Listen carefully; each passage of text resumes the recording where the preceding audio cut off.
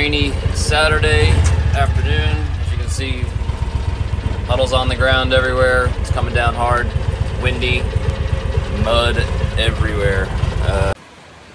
Now look who decided to finally bring their baby inside. Pretty wise. It's coming down really hard out there. That's little Jeffy. Nellie's still outside. We'll go take a look and find out where she is, but stopped in here because water's coming in the front of the barn. We hope to have this paved this summer, but for now it's a muddy mess, so I just create a little diversion, get that water to run down that way and head on down the field. Oh, there's Nellie.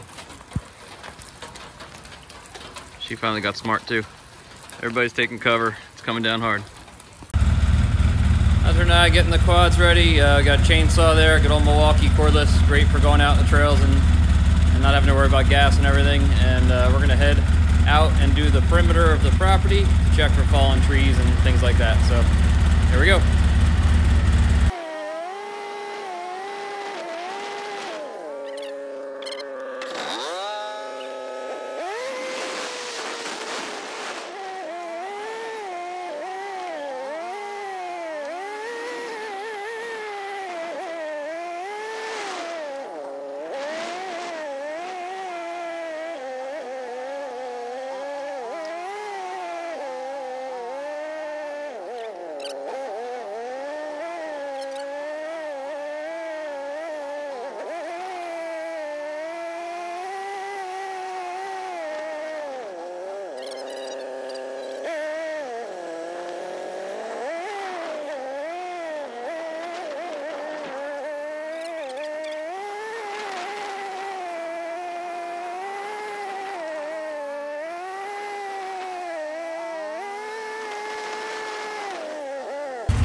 Well, no down trees.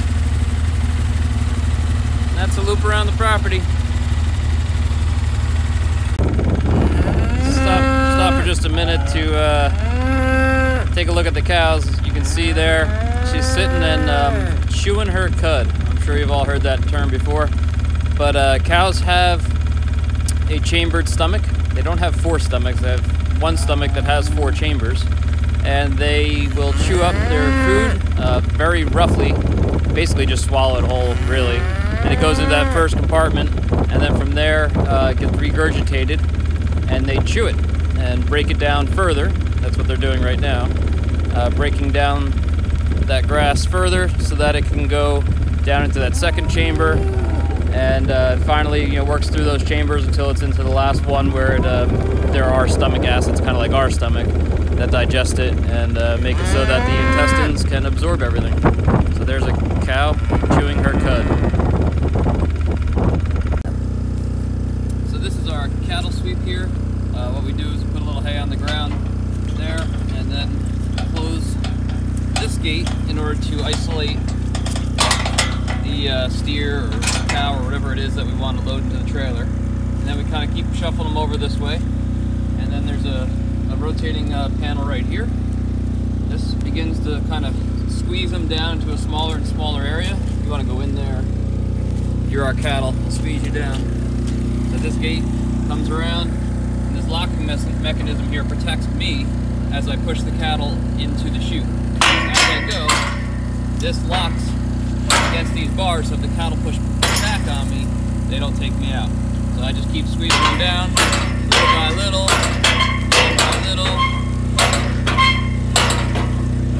until they head all the way down the chute.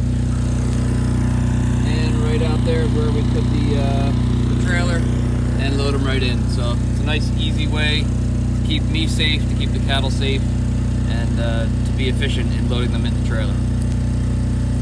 So we're taking a little break from doing chores and whatnot. Hunter and I just went for a ride around the property to check for down trees. And this is our snow machine. No farm is complete without one. This year has been a little lackluster, as you, I'm sure, well know. We've had almost no snow at all. And I wanted to, 1,000 times I wanted to make snow this year, but had no time. So we had a little bit of time today to drag the machine out and to get it set up so if we get some colder nights we can make some snow. So this is a bit of a hobby I've had since I was in high school. But this machine basically just has some water nozzles on top and a nucleating nozzle on the bottom where it really makes a very fine mist. That fine mist freezes, and the 4 nozzles above it with the heavy water fall through it and land on those little miniature ice crystals to make snow. It's pretty simple to set up. I mean, this is a more elaborate setup. You can do it on a smaller scale, but this is our power washer over here, putting out 3,600 pounds per square inch of water. And then that yellow or green line that runs into the workshop, that's just compressed air. That's what helps to atomize the water, to nucleate, to give you the nucleus to freeze onto.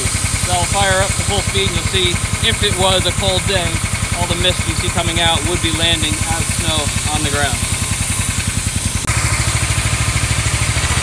Fire it up, bring the pressure up.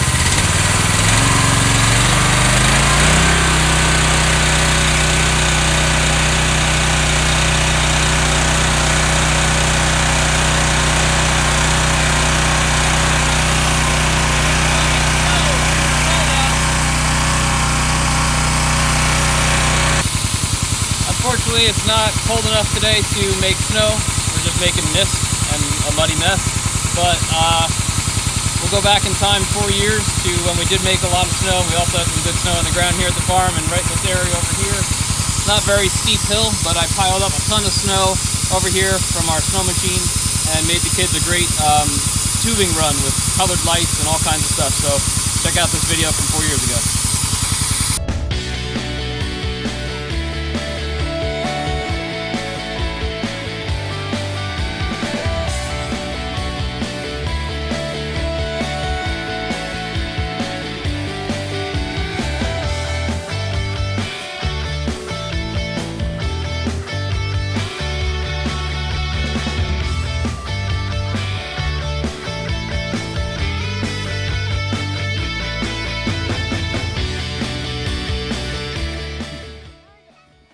Show everyone.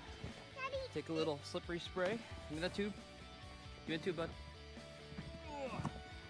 Slippery spray first. Yep, slippery spray first. All right, you ready? Slippery spray actually called Silicone. Hop on.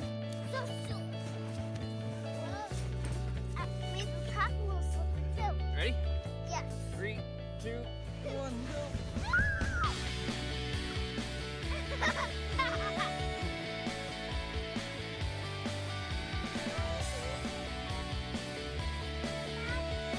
How was it? How was it, bud? All right. What, sweetheart? All right. Taylor's turn. You ready, Taylor? Here we go. Yeah, she got slippery spray. Bye-bye. Whoa.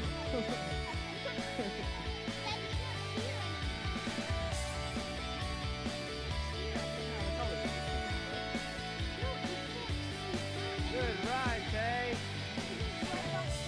I know. Looks like that's all we have time for this week. Hopefully we get some cold weather. If we get some cold weather, maybe on Wednesday night, I think it's supposed to go down. That snow machine back there will be cranking out some snow. I'll bring out the camera and we'll show you guys that for next week. Till then, see you later.